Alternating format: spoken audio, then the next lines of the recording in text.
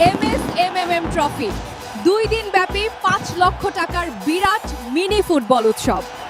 খেলার পরিচালনায় গোকনি বৈদ্যপাড়া গ্রামবাসী বৃন্দু ও মিরাজদার সহযোগিতায়।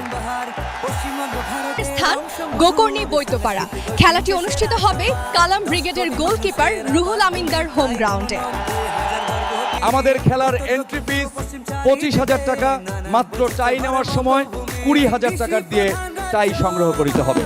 আমাদের খেলাটি অনুষ্ঠিত হবে 16টি দলের ভেতরে এবং টিকিট সংগ্রহ করে খেলাটি দেখতে হবে।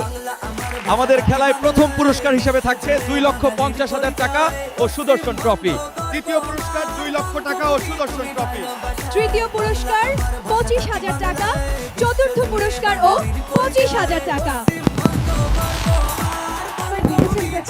এছাড়াও থাকছে man of the match, man of the series.